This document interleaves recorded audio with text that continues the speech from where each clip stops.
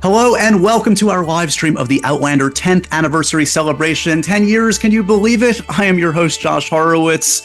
Well, almost a decade ago to this very day, something monumental happened that transformed television, changed the lives of people all around the world. And while I don't have the actual figures, probably it was a huge windfall for the kilt making industry. It has been an unbelievable journey, and it all began with two amazing actors who also happen to be two incredible people. Please welcome Caitriona Balfe and Sam Heughan. You say that to everybody, don't you? Yeah.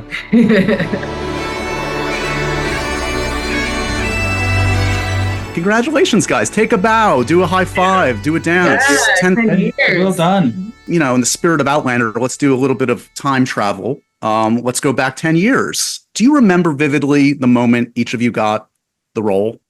Yes. Yeah. I remember exactly where I was when I got the call. I was at my friend George's house in Silver Lake, and she had two very, very young babies. She had twins, and they'd just gone to bed. I got this phone call, and I remember just being like, having a very excited whisper off with my friend Georgia about how I just got a big job, because obviously the babies were sleeping and I couldn't wake them up. 4 days later, I was in Scotland. Wow.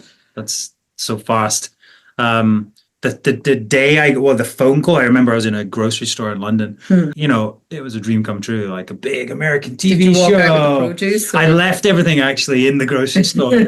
Yeah, I mean, it was such a whirlwind, and then going straight into screen tests, and then looking for the Claire, and it took quite a while, and then this one landed in Scotland.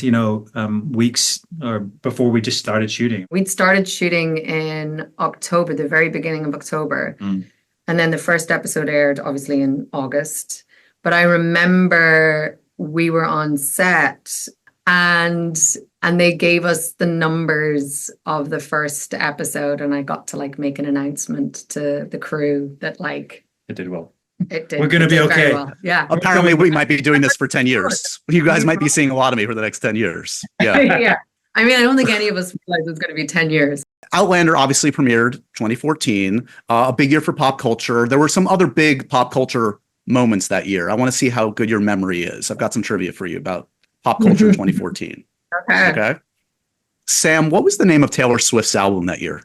Well, as you know, Josh, I'm a huge fan, and I've been there for all the years, and actually been to a concert once, and it's that long ago I can't remember. It's a number. It's what you can bench press. About 5. I thought you could do 1989. I thought that was your number. That was 1989. 1989. Yeah. Yeah, unfortunately, I was born 9 years earlier. So, good to hear that was not her first album. It wasn't her first album, but that was a huge breakthrough. Being Caitriona, what was the big internet challenge that raised money for ALS that year? Do you remember? Oh, the Ice Bucket Challenge. Oh, Caitriona always wins. This is the only absolute in the universe. did you do the challenge? I don't think I did. I don't know if I was challenged. We can drop an ice bucket on you guys right now if you want. Yeah, It'll do work that. out. Yeah. Whilst with the table. Sam, who took arguably the world's most famous selfie at the time that year? Famous selfie. Was it at the office? There it is. I And it was the remember that. host. Cooper? It wasn't Taylor Swift. It was Ellen DeGeneres. It's okay. Oh, okay. yeah.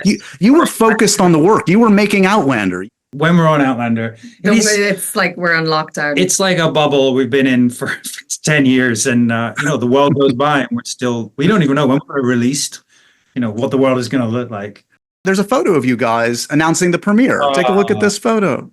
My God. That's We cute. were so young. I feel For the people. Isn't Travis? That is Travis. That's Travis the horse. Yeah. What a legend. I've found that the only thing better than watching Outlander is watching you guys watch Outlander. So we're going to have you guys watch a pivotal scene from that first episode and just give the audience a sense of what goes through your mind as you watch this. Check this out. You break his arm if you do it like that. Oh, there we are. That lovely shift that I wore for about a month straight. You look very wet, cold. It was very wet and But cold. this is actually in the studio. No. Yes, this was a studio. Are you sure that wasn't on the location? No, this is studio. Oh, okay. I remember, yeah. Full prosthetic. Yeah. Paint. painful. Howie. Hold on. Everyone's very dirty. This is what I love about it. Everyone is just covered Yes, in everybody filth. was like really broken down at this point. Internally and externally. Yeah. And I just love seeing Steve and and Grant Grant. and those extra characters. We even get a little glimpse of Myrta, I think, at some point, don't we? I Just also remember having to do a lot of like chat with the medical advisor about how you actually put Amber back in. painful. We love a little bit of comedy as well, don't we? Oh yes, I'm a nurse.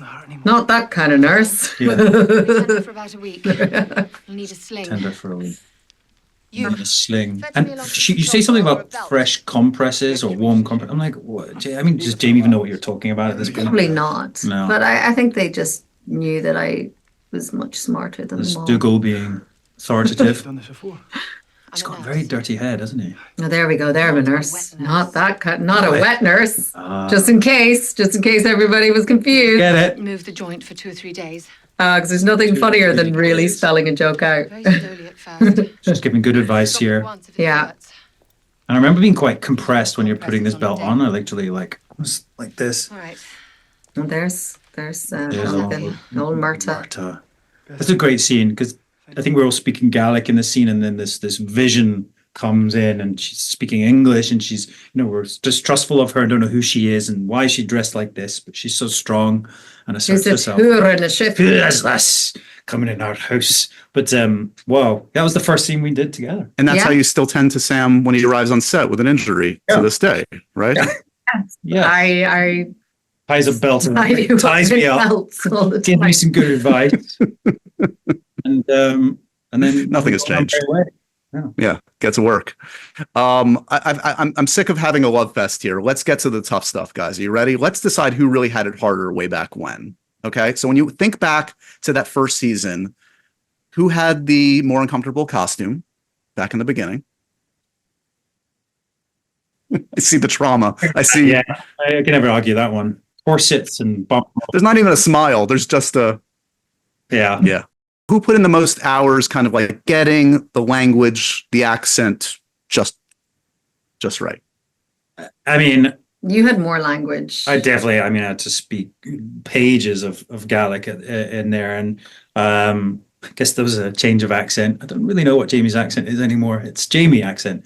But yeah, but you were doing an accent as well, I think, but we definitely put in a lot of work in the beginning, right? And it's cool now Yeah. after years of playing these characters that not so you don't have to put in the effort, but it's like, it's already there. You've done the work. So it's lovely to be able to just drop into the characters again. But yeah, those first few. Although I do, weeks- listening to that, I'm like, oh, jeez. There's still a little hint sometimes of Irish in there. That's is not true. Claire. Maybe she'd been to Ireland on her holidays.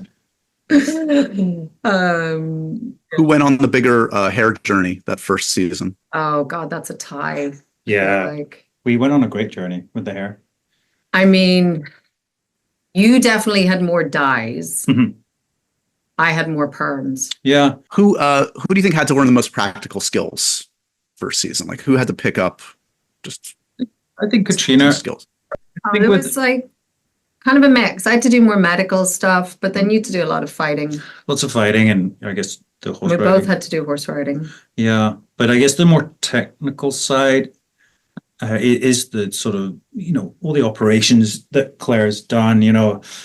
Tweezers and hot water. I bandages. definitely learned an awful lot about bandaging. I did have like an official pamphlet from the British Army for bandaging in 1945, 19 whatever. So I'd learned a lot of those methods of bandaging for Second World War.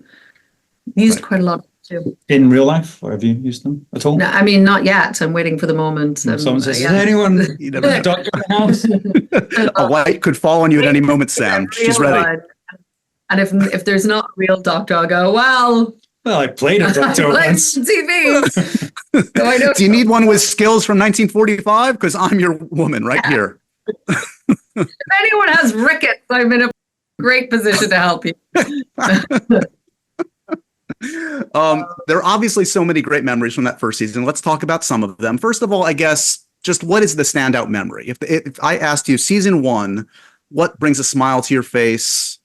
what will never leave your mind when you think back to that first season? I don't know. It's more like a culmination. I mean, it's Yeah. we packed so much into that first season. Like it was like 16 episodes, yeah. 16 hours of TV, which, you know, how many, like 200 and something odd days, 260 something days we filmed for.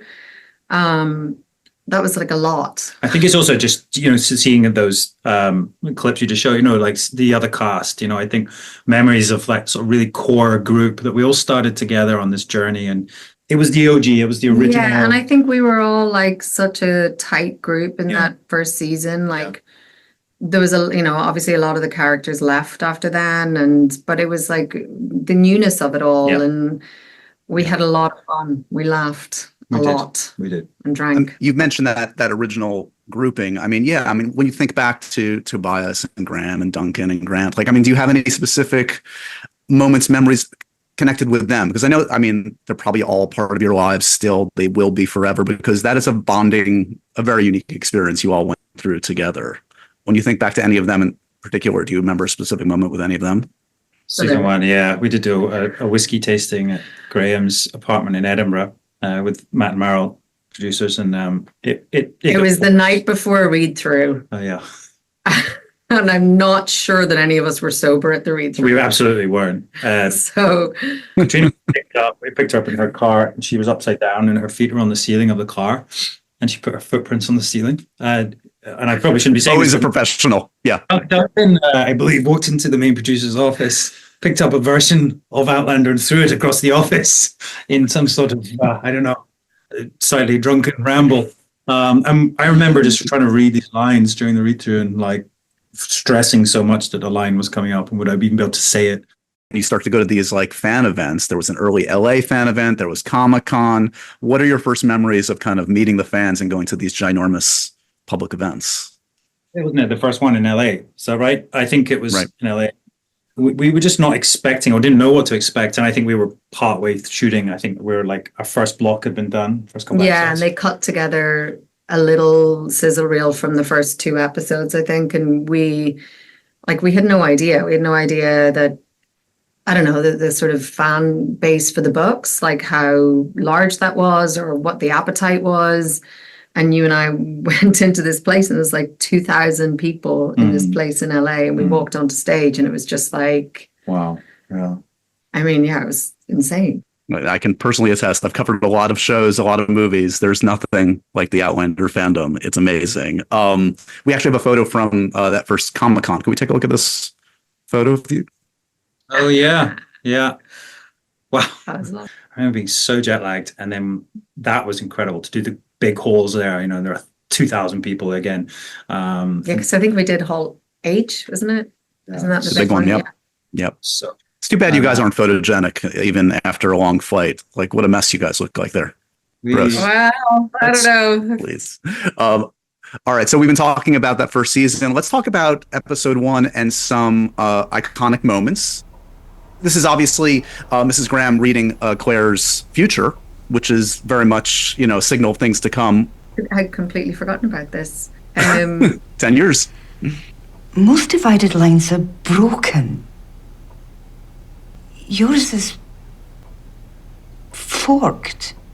These cool little moments where, you know, it's like the mystical, because I guess, you know, even though there's a lot of supernatural stuff, it's always sort of in the backdrop of our show, and then you're sort of in these moments and it feels very real. And so anytime you get these little spidey kind of mystical moments, it's always quite that cool. first episode definitely is a lot. It was setting everything up. And you know, it is there's so much that it's got to set up, right? But you feel it. There's little Easter eggs like this, you know. Let's go to the next one. Check this out. Oh, Yeah. Is that Sam? Is that Katrina? Who's pushing who in that moment? it is really you. Yep. And I pushed you off to the side and I think they caught you. Yeah, they caught me, but then there was another poor stunt amazing double. stunt double who really just got chucked off a horse. And they were basically like, you want to get out of there. You were about to get attacked by the British. So just push as hard as you can. And I was like, really? Like, yeah. I'm like, okay. Also, I guess they needed her to have the momentum to roll far enough roll. away from the horses. And yeah. I'm always in awe of stunt people. It's a great way to treat someone you've just met that could be a potential partner. Good life icebreaker. partner. Yeah. Lift him up. This kind of establishes the chemistry, the rapport between your two characters. If you move so much as a single muscle while I'm tying this bandage, I'll bloody throttle you. Ah, threats, is it? And after I shared my drink with you. Pretty strong, huh? No. Her Tough up. bedside manner is slightly to be. I know she could work on that, but this is the moment. I think this is the moment. Jamie's fallen off the horse. Stop, help! He's going over, Oh God. and I think that's the moment where he falls for her. She's like this, I don't know, savior, and he knows he's going to die for her. It's his mommy issues. And One last moment. Of course, this is the first time I think Jamie calls Claire Sassenach, and in turn, Claire calls Jamie Soldier. Thank you, Sassenach. Truly. All right, well, on your horse, soldier. Their Yeah. pillow talk. There, it gets better. Does it? It kind of never really evolves from that. Obviously, the fans know this show backwards and forwards. Let's put you guys to the test. Let's end with some trivia. Okay, let's see how you guys fare. I'm sorry. Sam's going to a dark place. You okay? 11 years. All right, I'm getting a. Oh, I'll get a cup of tea as well. It is tea. See, look how we've progressed. It used to be like whiskey or whatever. Yeah, you've matured. How old are Jamie and Claire in the first episode? Do we remember? 20, 7 Or 23? and 23. 27. I have 22 and 27. On the cusp. If she goes through at Beltane, which is Jamie's birthday, so could be 23. What's the name of the rock where the Highlanders are ambushed? Oh, Oh, I remember this because it's got a funny shape. Got a good name too. Cocknammon Rock. on. Cocknammon Rock. We did it. We got there, guys. A lot of babies with that name now, I'm sure. What is Black Jack Randall's middle name? It's surprising. Gertrude. Yes, It's Josh. Gertrude. Yes, Gertrude Josh. No, it's Wolverton. Wolverton. It's okay. It's okay. They can't fire you now. It's too late. It's way too late. What is Claire doing the first time we see her on screen in Outlander? She's bandaging. Looking at a vase. There it is. There it is. Really, the first time you hear? Yes. Oh, like a little flashback. So as you sit here today, does it feel like 10 years, 1 year, 100 years? Like when you look back at this kind of conversation, does it go by in a flash or no? It's weird watching Both. it back, isn't it? When you see early scenes, it feels like yesterday, but it also feels like a long time ago. Yeah, I mean, we worked it out the other day. It's a quarter of our lives, which is bananas. It's been a true joy to get to know you guys, obviously, this last 10 years and to get to know this amazing fandom. I want to thank you both so much. I know you know this. Picking up but, with us, what John. you got- No. I know. I have to be earnest for a second. I know this pains you, Sam, but what you guys have done, the story and these characters, they really will live on forever in the hearts of these millions of fans around the world. So on behalf of the fans, I want to thank you guys. And as always, just thank you for the time. Happy 10th anniversary, Katrina and Sam. Up next, we are delighted to welcome Duncan Lacroix, who brought the loyal and courageous Murtaugh to life. Duncan, it is truly an honor to have you with us to celebrate 10 years of Outlander. Welcome, man. Oh, thanks, Josh. Yeah, 10 years. It seems, seems longer, actually, weirdly enough. 30, lot has 50. happened. A lot has happened. Well, you spent obviously 5 years on the show. We want to rewind the clock back a bit. Such a big part of the show from the moment Murtaugh rescued Claire in the first episode. Just first take us back to the beginning. What do you remember about where you were at in your life, in your career, when the opportunity of Outlander came about? Well, I was living in Dublin, in Ireland at the time. And where I was at with my career was pretty much giving it up. I'd done about 14 years of theatre in Ireland. I was actually studying a course, so I was going to go and teach English in China. Luckily enough, this audition came in, did the audition, sent it off, didn't think anything more about it. And 2 weeks later, my Dublin agent rang me up and told me to sit down and gave me the good news. And here we are. Did it feel like this had the potential to be an important one? I'd only had very small TV roles before, other than theatre. So series regular, it was huge, huge thing for me. I had to uproot everything, move to Scotland the next week. It all happened really quick. I think I was pretty much one of the first people to arrive in Cumbernauld. So we had a kind of infamous board of as people were getting cast, you'd have the cast photos slowly going up. And there was only, I think there was only Tobias, Sam, of course, Graham, and Gary Lewis were the only ones up there that had been cast. And and none of them were actually in Cumbernauld at the time. So I was one of the first people there to begin the boot camp. So. Well, I was going to say the boot camp's kind of infamous, and like obviously, even before you shot a single frame of this show, you had to learn a lot. Whether it was the weapons training, the horseback riding, etc. Had you had a lot of experience you brought to Outlander that you could call upon, or were you learning a lot of that stuff from scratch? A fair bit of stage combat for sure, but I think like most actors, we all kind of BS the horse riding, on most gigs. Like, of course, I can do it all. Yeah, yeah. As I say, because I was one of the first ones there, I made the most of that, and I was down the stables all the time. I had a beautiful like Frisian horse called Alfie. And got really into horse riding, and of course the Gaelic. Learning Gaelic was the real kind of the hard one. Yeah. It was like literally going back into a schoolroom again. What do you remember about the first couple of days of actually being on set and getting to know the cast? I mean, none of us really knew what we were getting into or what it was. We was aware that it was a hugely successful set of books, but we were all, I think, because of that, we all got on so well. It was just, we were all in the same boat. It was such a huge production. It was all like a marvel to all of us. So we bonded really well, When we think back to that original kind of group, I don't know what memories come to mind specifically around, Graham and Stephen and Grant and Gary and of course Sam and Katrina. I see a smile comes to your face, so that's a good sign. Well, I remember the first night shoot. Poor Katrina had to just wear a kind of that. It's just after she come through the stern. She was only wearing this like white shift. The rest of us were like wrapped up in these fantastic woolen costumes, and we were still complaining about the cold. And like Katrina's just stoically like in the soaking rain. That showed us all up for weaklings, that especially Graham Tavish. Yeah, obviously. The first time we had to show the costumes to the execs, we had a kind of show and tell day in the stables. I think there's still a photo of us, and we look like about 12 years old. This is it. This is the show and tell day. Yeah, we look like a boy band now. Let's see another one here. Oh, yes. Oh, my God. How young are we there? I did have quite a majestic beard. You've still got a majestic beard. I think we have one more here. Here's looks like... Yes. There's this Graham pretending he can play Scrabble. And when he can't spell. Just making up words. Were you doing it in Gaelic or English? Yeah. Just gibberish, basically. Good old Scottish gibberish. Do you remember at all, like, that cliche of like, oh, we knew it was going to be huge? Like, what was the tipping point? When did you kind of like, you knew this was going to be quality production? Did it take the show actually premiering to realize how it was going to connect with audiences? What was the moment for you where you knew it was going to be what it became? Really, the first time I knew it was huge is the first kind of convention we went to, which is only a few months after it had been aired in Germany.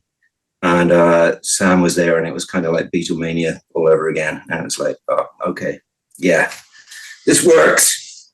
What about, and it hasn't stopped since then, obviously. I mean, I'm sure like the intensity, the passion that fans receive you with is humbling and overwhelming and just must give you so much fuel in life constantly. Oh, sure. Yeah. I mean, I've done a few conventions now, and so many the fans have kind of formed their own communities, through watching the show and formed friendships. And the amazing thing now, with streaming, there's still people that have just discovered the show and are just bitching it, and, so it's nice to get messages from new fans going, I've just watched Outlander, I love it. I've met some very sick people, and like the show's really got them through tough times. And it's kind of, you don't realize that when you're doing it, right. When you're shooting, what kind of effect it can have on people. And that's very gratifying. It was obviously quite a journey for your character through the 5 seasons you were on. I want to show a photo of season 1 Murtagh versus season 5. The Silver Fox. There you go. Yeah. The first photo, that was the first makeup idea we had. He was meant to be so dirty all the time. He was meant to be that dirty, then we had note backs from the exec saying, no, we can't actually see his face. So they cleaned me up a little bit, but that was episode 1. And then, the comeback, I basically asked the makeup people that I wanted to look like Sam Elliott with the hair. So that's the inspiration for the silver wig. Yeah. I see it. I mean, he that's a huge makeover. That's like Murtaugh found soap somewhere along the lines. I want a hot older murder to come back. Do you have a favorite part of the journey when you look back of the journey for your character in particular? What was most satisfying, creatively rewarding? When he came back, it was definitely a more interesting role, I think, because if you look at Outlander and the kind of themes, it's always kind of love triumphs over darkness and despair. And Murtaugh's story is kind of the opposite. It's kind of, he allows hate and anger to triumph over love, which is the kind of tragedy of that character, which I found really interesting. And working with Maria Doyle Kennedy, who played Jocasta, was amazing.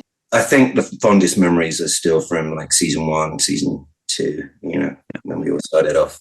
On behalf of the fans, we thank you. You more than made your mark on this iconic show.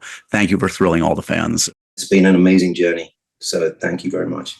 Continuing our trip back in time, we are so lucky to be joined by one of Outlander's most iconic figures, Dougal Mackenzie himself. It's the one and only Graham McTavish. Graham, we couldn't do this without you. Welcome to the 10th anniversary celebration, my friend. I wouldn't have let you do it without me, Josh. So fortunately, we agree on that. Yes, so here I am. I'm happy to be here. Very happy to be here. I can't believe it's 10 years. Good God. You have such a storied history with this series, obviously, playing Dougal, cameoing as Buck, going on the many adventures with your buddy Sam Heughan on Men in Kilts. But we want to go way back to the very beginning. Yeah. Where was Graham McTavish when Outlander came around? What do you remember about your life and career when? I was doing The Hobbit here in New Zealand, and we were just finishing, and my manager rang me. I was in full makeup and costume in my trailer, and she rang me and she said, there's this show that Stars are doing, set in the Highlands of Scotland in the 18th century. Would you be interested in playing a Highlander in that? And I literally shouted into the phone, yes, I would. Yes. Then I finished and I went over. I met Sam, and it was wonderful. Yeah, it was a very sweaty room in Soho, very hot. He says that I was wearing a salmon pink jumper, which is a complete lie, absolute lie, straight out lie.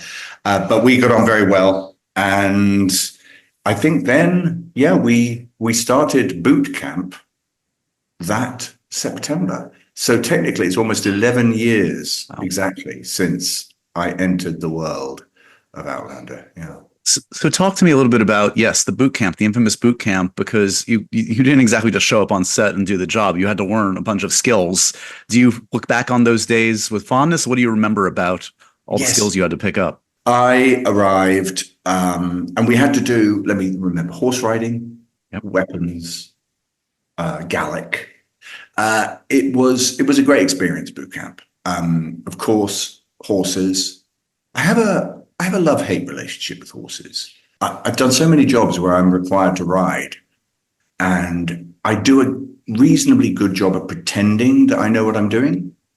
And I've had very kind horses. The horse on Outlander was the kindest, actually, Lambert, a delightful animal.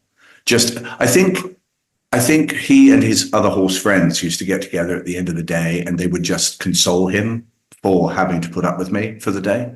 It was, but he made me look as though I knew what I was doing. So we're going to talk to Lambert after you, actually, to get his side of the story, and maybe hopefully he has fond memories too. Yeah. We have some photos. We were talking about weapons training. Let's look at this first photo. This is you at the armory. Oh yes, firing my musket. It's interesting. There's no real recoil, not much of a recoil on those things. They just make a strange kind of noise compared with modern weapons, but it's great. The reason that I was doing that was for the scene with Claire where I kill the boar. So I needed to look again as if I knew what I was doing. And I love doing that stuff. all that stuff, the weapon stuff is great. Yeah. We have another photo. We're talking about the whole group. I think this captures Oh there my you guys are. Oh my God. Oh my God. Sam looks like a child. He's like I mean, oh wow, that is amazing. We had a lot of fun then. We really did. I want to take a look at one other photo, capturing a little behind the scenes of those on the road scenes of the Highlanders Oh yeah. back then. Oh, good grief. Yes, there's Claire, well, Katrina, rather, on the horse with Sam. The poor woman. The poor woman. That first episode, especially at night, because the first things we filmed with Katrina was when she was wearing her petticoat, her slip. Really, the only terrible weather days that we had actually on location were those first days when it was just pouring with rain. And so she had hot water bottles secreted all about her person that they were constantly giving. But she was such a Trojan. She really was. She never complained. Never complained. I mean, we were fine. We were all in our big woolen clothes, and Sam probably had some kind of heating pad on his torso. But she was amazing, and that was then. And you can see, just crouching at the right, that it looks like a man going to the toilet, but it's not. It's actually not a man going to the toilet. It's him holding my horse so that I don't make a complete fool of myself. And there's also a man at the front. That's Dominic, who is the stunt coordinator. He's holding the bridle also. So I needed two men to make sure that I looked vaguely competent. Yeah. It takes a village to make Graham look cool sometimes. Yeah. I mean, one of the joys of looking back at this is obviously as great as the sets were and the costumes and the company, nobody knew what this was going to be, of course. I mean, there was obviously a huge fan base, but a lot of shows have huge fan bases. Yeah. Do you remember kind of a point where you realized what a huge deal it could and would be? I'll never forget the premiere of the first two episodes at San Diego Comic-Con. It was just a zoo. I mean, there was so many people. And when it began, when the music started and the lights went down and the reaction of the fans in that theater, we all thought, okay, yeah, this could be big. When you look back at Dougal's journey through Outlander, what did you enjoy the most? What do you take the most pride in? What aspect of that storyline? His complexity, that he is or was a very complicated individual. So if I could make fans love me 1 minute in an episode and hate me the next, then I was succeeding. That's really what I took from it from a character point of view. But from a personal point of view, I think it's the same thing that I always take from a job that you really enjoy, and that's the people. Because once it's finished, once you've done it, it's completely out of your hands. You're not going to be able to edit it. You're not in charge of any of that process. You're only in charge of the process of making it on the day. And when you would arrive in the morning and everyone would be joking and having fun, that sense of a team of people all working together, that's the thing that I really took away from it. There were no moments in that show where I wanted to be anywhere else but there. Yeah. Right. And now, as you go on to other projects, I mean, you carry along these friendships, thankfully, Yes, but yes. this must have changed your life and career. I mean, completely. There will not be a day that goes by the rest of your life, probably, where you were not recognized or interact with somebody. No, every through the day. prism of Outlander. Every day. I was at the gym yesterday and the woman next to me talked to me as if I was Dougal. And that happens all the time. And I'm very happy for it, I'm very mindful of the impact that the show has on people and continues to have. There are constantly more and more people coming to the show that weren't there at the beginning. So I'm always very careful when I meet people when they say, oh, I've just started watching Outlander, and I don't tell them anything, nothing. I hope you enjoy it. Well, on behalf of the fans, we thank you, sir. You're a class act. It is always a joy to talk to you. You're an absolute legend, my friend. Oh, bless you. Thank you for celebrating with us today. Happy 10th anniversary, Outlander. Happy anniversary. Yes. Last but not least, I have two more incredible guests to help us celebrate the 10th anniversary. Say hello to the incomparable Sophie Skelton and Richard Rankin.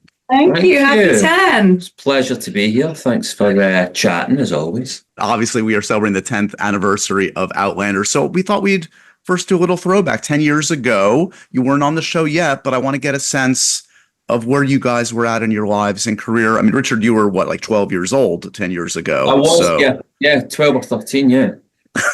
Had your voice changed yet? I was filming actually a show called 13 10 years ago, I think, about 10 years ago with Jodie Comer. That's precisely where I was, in Bristol. Sophie, where were you at? How was the career going? Level of optimism about where you were at? It's actually a really interesting time. I mean, I actually had a lot of job and scheduling conflicts, and then Outlander was kind of my choice in the end. It had been a fairly long audition process, and in the process I'd watched season 1, and it was just so rich and so epic that I chose a little Outlander, and here we are. So in the beginning, when you guys were announced at end of 2015, early 2016, I think this is the first photo that you ever posted, Sophie, of you guys together. Let's take a look. Wow. Well, 9 years babies. ago. I remember that day so well. I remember that whole day. Yeah, it was mad. We came in with this fresh energy. I mean, season 1 had already been out, and we were coming into the end of season 2, just like these two excitable kids, like just ready to really get our teeth into it. So that was at the ice skating. How did that go? I mean, look, I'm a ballerina. My balance is fantastic at certain things, but walking in a straight line or on ice, I am gone. And I failed to protect her. And I said I would. I said, you won't fall. I've got you. Okay, I will make sure you do not hit the ice. And right at the last moment, Gone. I failed. I don't think any of us have ice skated together since, actually. No, I don't think we have. Maybe we need to do a 10-year anniversary, everyone. You should get back on the ice and see if your chops are any better and if the trust is still there. And it would be a good bookend on this wonderful relationship. Wondering if I still have that jacket. Let's see how well you remember 2014 beyond your own lives. Some trivia about pop culture, what was going on in the world back then. Very, very basic stuff, guys. You ready? Okay, you say basic, Josh, but my pop culture is tragic. I'm not very No, we can cool. do this. Let's go. Okay. We can do this. Do you remember where the Winter Olympics were held back in 2014? Was it? Wait, No. 2012 was, so 2014. Was it Japan? No. No. London? No. We can keep going just around the world. Sochi. It was Sochi, Russia. Of course. Oh. God. Oh, Yeah, I was there, actually. Yeah. what happy singer wore a lot of big hats that year? Oh. Happy. Because I'm happy if you see that happiness is the truth. Yeah. Isn't that Are we looking for the name of the artist? Yes. Yeah, I mean, I give you points for actually singing the song. It was Pharrell. No. Yeah, of course. Damn. Let's talk about some Outlander firsts. Okay. These are some firsts for Outlander in your experiences. You kind of alluded to this before, but do you remember the precise moment you two met and what that exchange was like, what you thought? What do you remember? I mean, we'd actually met in my chemistry read. And I remember knowing we'd get on because you had bought a whole box of Ferrero Rocher for everyone. And it was that moment where they're like, do you want one? And I was kind of like, if I have one, I'll have the whole box. And they kind of laughed as if I was being polite. And I was like, no, I'm not actually joking. And then it kind of unfolded as predicted. But that was probably our first meet. But on set, I think our very first scene was actually at the Stones, where Galis has gone through in season 2. And it was Katrina, me and you, and Claire, Brianna and Roger. And we were at the top of the hill. Do you guys remember the first like big stunt that you had to do? The first kind of physical action you had to do on the show? Stunt wise, I mean, I think probably learning how to drive the vintage cars, like the double clutch and stuff on those. And I guess for Brianna anyway, like learning how to use all the old guns and set the gunpowder and try not to have it explode in your face. Yeah, that's always fun. That was big stunts. But you were driving the car a lot, huh? Yeah, if you want to call that a stunt, and I suppose I mean like a stunt, then Well, probably Katrina trying and I to- could hear you coming up the hill. yeah, and rolling back everyone, down it. So I felt everyone kind of could hear stunty. me coming up the hill and grinding the gearbox to dust. I don't even know how to drive, so any driving is a stunt to me. So you're very impressive. Don't worry. Do you remember the first time you made a suggestion that made it into the show? Like something you might have improvised, something you might have suggested? I actually do. There's a scene, I think it's season 5. I mean, I don't know if this is the first, but it's definitely one I remember. Katrina and I had to run on the beach racing each other, and we had to be like sort of a throwback to something that Claire and Brie would do years ago in the present day, in the future. And I think I ad-libbed something like, "Man, that is not as easy in a corset." And the writer one day was like, "No, you can't, don't say that, don't say that." And Katrina's like, "You should say it." So we kept saying it in the take, and then it actually made it into the trailer and made its own gif. And I was like, oh, thank you. Man, that is not as easy in a corset. I'm like Joey Tribbiani, aren't I? I'm just talking about something I've written, and now I'm going to get fired for saying I write all my. Richard, has anything you've had, did they ever listen to you? What was the first No, time? They must have listened. nothing. My entire time here, I've never even suggested it. I stick to the page. I stick precisely to what is written, and consummate professional me. Do you remember your first fan event, your first big kind of spectacle celebrating Outlander that you attended, and what was it like? The first Comic-Con that we went to was Yeah, New York. epic. It was New York, wasn't it? We did San Diego not long after that, and I remember that just being, incredible in scale, size. The fans that turned up for that, there was a good show of force for Outlander there, which is saying something at Comic-Con because it's so huge, and the shows that are there are so huge. I mean, it was amazing because we kind of knew what we were getting ourselves in for, right? That we'd already seen the phenomenon that season 1 had turned out to be, and the traction the show had and was having. And that was kind of the first time that door was unlocked, and we were in the midst of that fandom, and it was incredible. Like, the support is just beautiful, and it hasn't stopped. It's just grown and grown. It's really cool. I would imagine it's one thing you sign onto a show like this and the fan base is there and it's talked about, but it's like to actually see it and feel it in the moment. You're like, oh, well, this is palpable. This is real.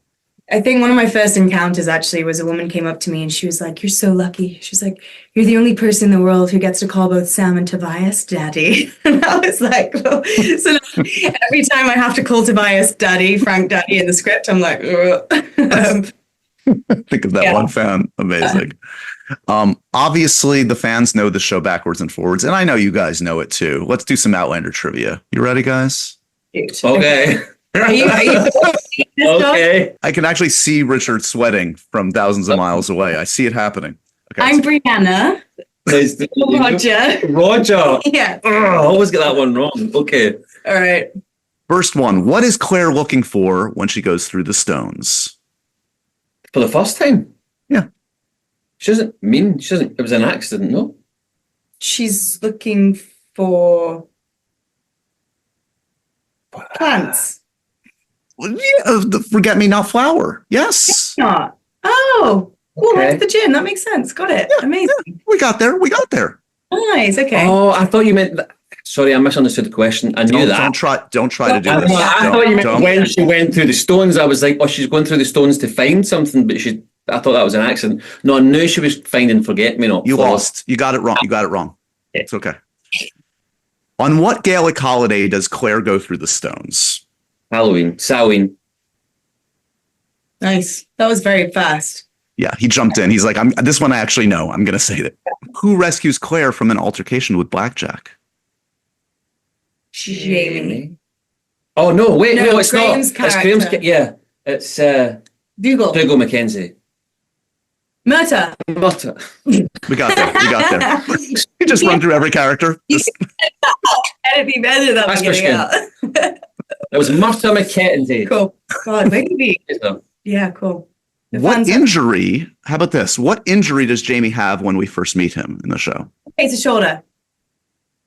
Is that right? Yes. You. What real location is used for Castle Leoch? Stirling Castle? Say again? Stirling Castle? Oh, wait, no, it's not. It's not. It's Is it a set? Is it the studio? No. It is a castle, and it is, of course, What's the first letter? D. Dooncastle. It's Dooncastle. That's a half a point, if that. Do we get a point for spelling? Josh, what's You- your disappointment level in us right now on a scale of 1 to disappointed? We got it. No, Dooncastle. no. The key is I come in expecting very little. I have Great. very low expectations. So you're doing great. Baseline. Love it. No, you're killing it. You're killing it. How about this? We're going to end with this. 2 quotes. Tell me who said it. I've never heard a woman use such language in my life. What character said it? Jamie. You're so confident, and yet so wrong. Dougal. I've never had a woman use such language in my life. Nice. There's no place on earth with more magic and superstition mixed into its daily life than the Scottish Highlands. What character said that? Frank. There's no place on earth with more magic and superstition mixed into its daily life than the Scottish Highlands. That's a wrap on our 10th anniversary chat. Sophie and Richard, thank you. Thank you so much for taking us all on this incredible journey. What a great way to celebrate all things Outlander. 10 years. We love you. Best relationship ever. Mwah. And there you have it. 10 years of Outlander, 10 years of memories, 10 years of stories. On behalf of everyone from Outlander and Stars, thanks so much for being a part of the journey. And on behalf of me, thanks for joining us on this look back. Don't forget to tune in when Outlander returns for season 7, part 2, November 22nd on Stars. We started the show before TV as a realm was as big as it is now. And, it's really rare that a show, even to this day, gets to season 8. So it's down to the fans. We love you guys. It really is down to you that Outlander became what it was and is. I am deeply, deeply grateful. Thank you to the fans, because without them, we wouldn't be here. And they've been incredible. And yeah, it's been quite the ride. But there's Thank still you. a little way to go. Lots to look forward to. Yes. Sing me a song that is gone.